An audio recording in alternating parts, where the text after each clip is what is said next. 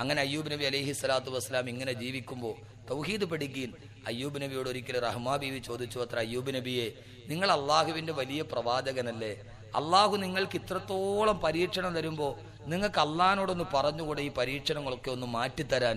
അള്ളാഹു നിങ്ങൾക്ക് മാറ്റിത്തരുമല്ലോ.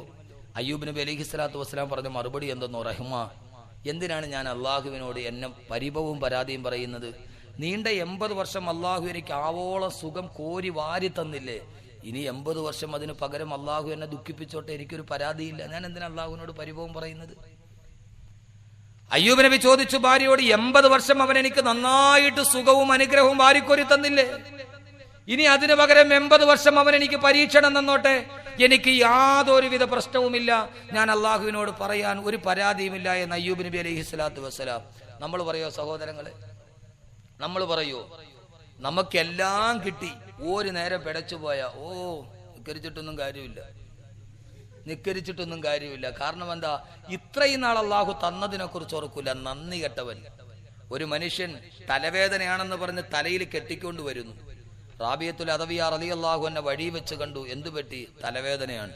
റാബിയത്തുൽ അദവിയോട്, ചേട്ടാ നന്ദി കെട്ടവനെ, ഇത്രയും നാൾ നിന്റെ തലയ്ക്ക് ഒരു വേദനയും ഇല്ലാതിരുന്നിട്ട് എന്റെ തലയ്ക്ക് വേദനയേ ഇല്ല എന്ന് ലോകത്തോട് പറയാൻ നിനക്കൊരു അടയാളം വെക്കണമെന്ന് തോന്നിയില്ലല്ലോ. ഇപ്പൊ ഒരു നേരം തലയ്ക്ക് വേദന വന്നപ്പോൾ അല്ല എനിക്ക് തലവേദന തന്നു എന്ന് ലോകത്തെ അറിയിക്കാൻ വേണ്ടി അടയാളവും കെട്ടിവെച്ചുകൊണ്ട് നടക്കുന്ന നന്ദി കെട്ടവനെ എന്ന് ചോദിച്ചു റാബിയത്തുൽ അദവിയ റളിയല്ലാഹു. നമുക്ക് കിട്ടാത്തതിനെ കുറിച്ചാണ് വേവലാതി, കിട്ടിയതിനെ കുറിച്ച് നമുക്കൊരു വലിപ്പവും ഉണ്ടാകാറില്ല. അവസാനം ഇത്രയേറെ മാരകമായ പരീക്ഷണങ്ങൾ ഉണ്ടാകുമ്പോ അയ്യൂബ് നബി അലൈഹി സ്വലാത്തു വസ്സലാം അള്ളാഹുവിനോട് ദുആ ചെയ്തു. എങ്ങനെയാ ദുആ ചെയ്തത്? നിത്യജീവിതത്തിന്റെ ഏറ്റവും നമ്മൾ അനുഭവിക്കുന്ന വിഷയങ്ങളാണ് ഞാൻ പറയുന്നത്. അയ്യൂബ് നബി അലൈഹി സ്വലാത്തു വസ്സലാം അള്ളാഹുവിനോട് ദുആ ചെയ്തു. എങ്ങനെയാണ് ദുആ ചെയ്തത്? അള്ളാഹുവിന്റെ വിശുദ്ധമായ ഖുർആൻ തന്നെ പറയുന്നത് കേൾക്കുക. വഅയ്യൂബ ഇദ്നാദാ റബ്ബഹു അന്നീ മസ്സനിയൽ ളുർറു വഅന്ത അർഹമുർ റഹീമീൻ. അയ്യൂബ് നബി അലൈഹി സ്വലാത്തു വസ്സലാം അള്ളാഹുവിനോട് ദുആ ചെയ്യുകയാണ്. അല്ലാഹുവേ അന്നീ മസ്സനിയൽ ളുർറു, എന്റെ ജീവിതത്തിൽ ഞാൻ വല്ലാത്ത വിഷമത്തിലാണ്, എനിക്കൊരു വല്ലാത്ത വിപത്ത് വന്ന് പെട്ടുപോയി തമ്പുരാനെ. അല്ലാഹുവേ വഅന്ത അർഹമുർ റഹീമീൻ. അല്ലാഹുവേ നീ അറിയാതെ എന്റെ ജീവിതത്തിൽ ഒന്നും സംഭവിക്കുകയില്ല, നീയാണെങ്കിലോ നിന്റെ അടിമകളോട് ഏറ്റവും കനിവുള്ളവനാണല്ലോ തമ്പുരാനെ. അയ്യൂബ് നബിയുടെ ദുആ പഠിപ്പിക്കുകയാണ് ഖുർആൻ. അള്ളാഹു പഠിപ്പിക്കുക, ദുആ ചെയ്യുന്നതിനും ഒരു മാന്യതയുണ്ട്. അയ്യൂബ് നബി എന്താ ദുആ ചെയ്തത്? അല്ലാഹുവേ അന്നീ മസ്സനിയൽ ളുർറു, ഞാനൊരു വലിയ വിഷമത്തിലാണ്, നീ അറിയാതെ എന്റെ ജീവിതത്തിൽ ഒരു വിഷമം ഉണ്ടാകൂല അല്ലാഹുവേ. നീയാണെങ്കിലോ വഅന്ത അർഹമുർ റഹീമീൻ, നീ അടിമകളോട് ഏറ്റവും കരുണയുള്ളവനാണ്. അല്ലാഹുവേ നീ എനിക്ക് മാറ്റി തരണോന്ന് പോലും അയ്യൂബ് നബി പറഞ്ഞില്ല. അയ്യൂബ് നബിയുടെ ദുആ എങ്ങനെയാ? എന്റെ പൊന്നു സഹോദരങ്ങളെ, ദുആ ചെയ്യുമ്പോ ചില ദുആ അല്ലാഹുക്ക് പെട്ടെന്ന് ഇഷ്ടപ്പെടും. അതെന്താ? വിനയത്തോടെ, പടച്ചോനെ എനിക്കൊരു വലിയ വിഷമത്തിലാണ് ഞാൻ, നീ അറിയാതെ എന്റെ ജീവിതത്തിൽ ഒന്നും സംഭവിക്കൂല, നീയാണെങ്കിലോ വഅന്ത അർഹമുർ റഹീമീൻ, നീ വലിയ കരുണയുള്ളവനാണ് അല്ലാഹുവേ, മാറ്റി തരണോന്ന് പോലും പറഞ്ഞില്ല. നമ്മളെങ്ങനെയാ? പടച്ചവനെ മാറ്റിത്ത അല്ലാഹുവേ എന്ന് പറഞ്ഞ 4 നിലവിളിയും ബഹളം. അയലോക്കത്തുള്ളവനെ കിടക്കാൻ പറ്റൂല, അടുത്ത് കിടക്കണവനെ കിടക്കാൻ പറ്റൂല, ഈട്ടിയും ബഹളവും. അല്ലാഹു പറഞ്ഞതെന്താ? ادعوا ربكم تضرعا وخفيا دون الجهر من القول بالغدو والآصال ولا تكن من الغافلين. ادعوا ربكم تضرعا وخفيا, നിങ്ങളുടെ അല്ലാഹുവിനെ വിനയത്തോടെ സാവധാനത്തിൽ നിങ്ങൾ വിളിക്കീൻ. ദൂനൽ ജഹരി മിനൽ ഖൗലി, ഉറക്ക വിളിക്കേണ്ട കാര്യമൊന്നുമില്ല എന്ന് അല്ലാഹുവിന്റെ ഖുർആൻ. ദുആ ചെയ്യുന്നതിനും ഒരു മാന്യതയുണ്ട്.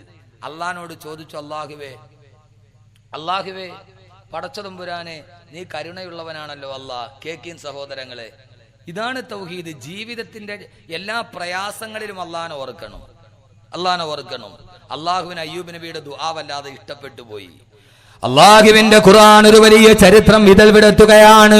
അയ്യൂബ് നബിയുടെ ദുആ അല്ലാഹുവിനെ വല്ലാതെ ഇഷ്ടപ്പെട്ടു പോയി. അല്ലാഹു പറഞ്ഞു, അയ്യൂബേ നിന്റെ ദുആ ഞാൻ കേട്ടു. അയ്യൂബേ എവിടെയാണ് അയ്യൂബേ നിൽക്കുന്നത്?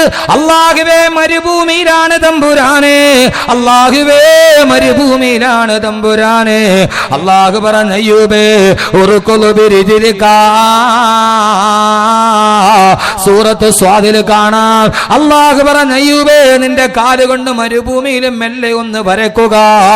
അയ്യൂബ് നബി മരുഭൂമിയിൽ മെല്ലെ ഒന്ന് കാലുകൊണ്ട് വരക്കുമ്പോ ഒരു ജലസാന്നിധ്യത്തിന്റെ വിദൂര സാധ്യത പോലുമില്ലാതെ പാരാവാരം പോലെ പരന്നു കിടക്കുന്ന ഊഷരഭൂമിയുടെ നടുവിലതാ ഒരു ജലത്തിന്റെ നീ പൊട്ടിയൊലിക്കുകയാണ്.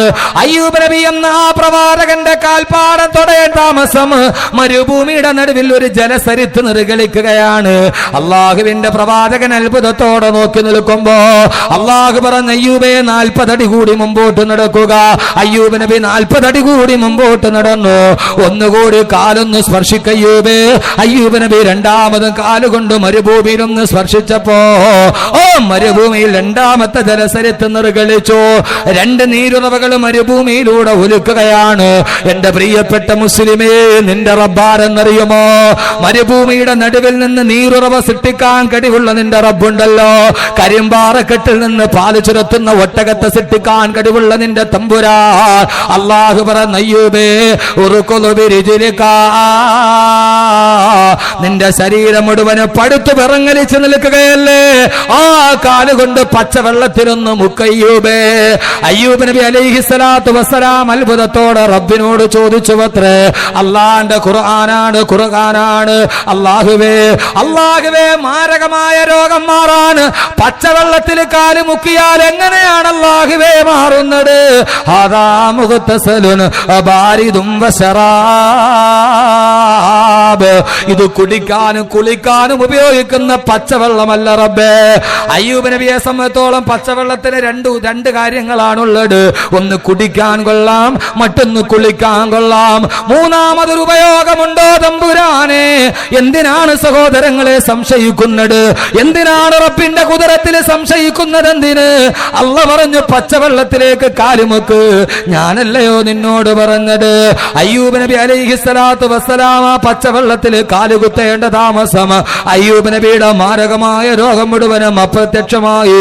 അയ്യൂബ് നബിയുടെ പഴയ സൗന്ദര്യം തിരിച്ചു കിട്ടി. അല്ലാഹു സുബ്ഹാനഹു വ തആല ഫഅൻസലല്ലാഹു ജറാദം മിനദ്ദഹബി. അല്ലാഹു സ്വർണ്ണത്തിന്റെ വെട്ടുകിളി ഇറക്കി കൊടുത്തു. പഴയ സുഭിക്ഷതയിലേക്ക് അയ്യൂബ് നബി കടന്നു വരികയാ.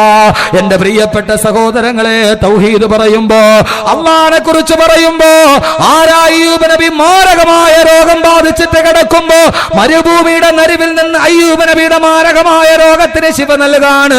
മരുഭൂമിയിൽ മരുപ്പച്ച ഉണ്ടാക്കിയ, മരുഭൂമിയുടെ നടുവിൽ നീരുറവ സൃഷ്ടിച്ച നിന്റെ റബ്ബുണ്ടല്ലോ. സമൂദ് ഗോത്രം ബഹുമാനപ്പെട്ട സാലിഹ് നബിയോട് ദിട്ടാന്ന് ചോദിച്ചപ്പോ കരിമ്പാറക്കെട്ടിന്റെ നടുവിൽ നിന്ന് പാല് ചുരത്തുന്ന ഒട്ടകത്തെ സൃഷ്ടിക്കാൻ കഴിവുള്ള നൂഹ് നബി അലൈഹിസ്സലാത്തു വസ്സലാമിന്റെ കാലഘട്ടത്തിൽ ജലപ്രളയം ഉണ്ടായത് എവിടെ നിന്നാ? എവിടെയാ സമൂഹമേ ചരിത്രത്തിന്റെ ഗതിപഥങ്ങൾ മറന്നു പോകുന്നത്? എന്താ? ഇപ്പോഴും ഇറാഖിൽ പോയാൽ കാണാം, റൊട്ടിക്കച്ചവടക്കാരന്റെ അടുപ്പിൽ നിന്നല്ലേ ജലപ്രളയം ഉണ്ടായത്. സാധാരണ അടുപ്പിൽ നിന്ന് തീയല്ലേ വരിക, പക്ഷേ റൊട്ടിക്കച്ചവടക്കാരന്റെ അടുപ്പിൽ നിന്ന് ഖുർആൻ തന്നെ പറഞ്ഞതല്ലേ വഫാറ തന്നൂർ പറയുന്ന തന്തൂറടുപ്പിന്റെ ഉള്ളിൽ നിന്ന് ഈ ലോകത്തെ മുഴുവനും മുക്കിക്കളയാണ് ഒരു റൊട്ടിക്കച്ചക്കടവരക്കാരന്റെ തീ കനലുകളുടെ ഇടയിൽ നിന്ന് പച്ചവെള്ളത്തിന്റെ പ്രവാഹം സൃഷ്ടിച്ച നിന്റെ റബ്ബുണ്ടല്ലോ. ആകാശത്ത് നിന്ന് ഈസാ നബിക്കും ആയുധം ഇറക്കി കൊടുത്ത നിന്റെ റബ്ബുണ്ടല്ലോ. ലാ ഹൗല വലാ ഖുവത ഇല്ലാ ബില്ലാഹ്. നിന്റെ ജീവിതത്തിന്റെ സർവ്വപ്രയാസങ്ങൾ പറയാൻ കഴിയുന്ന, നിന്റെ ജീവിതത്തിന്റെ ആകുലതകളും വ്യാകുലതകളും പറയാൻ കഴിയുന്ന, പച്ചവെള്ളത്തിൽ കാലുമുക്കിയപ്പോൾ രോഗത്തിന് ശിഫ നൽകിയതിന്റെ തമ്പുരാൻ. എന്തേ സഹോദരാ, പ്രയാസങ്ങൾ വരുമ്പോ, പരീക്ഷണങ്ങൾ വരുമ്പോ അല്ലാഹനെ മറന്നുപോയതെന്താ? റബ്ബിനെ മറന്നുപോയതെന്താ? അയ്യൂബ് നബിയുടെ മാരകമായ രോഗത്തിന് ശിഫ കൊടുത്ത റബ്ബിനെ മറന്നുപോയതെന്താ? എന്റെ സമയത്തിന്റെ പരിമിതി കൊണ്ടാണ് പറയാൻ കഴിയാത്തത്. 120-ാമത്തെ വയസ്സിലല്ലേ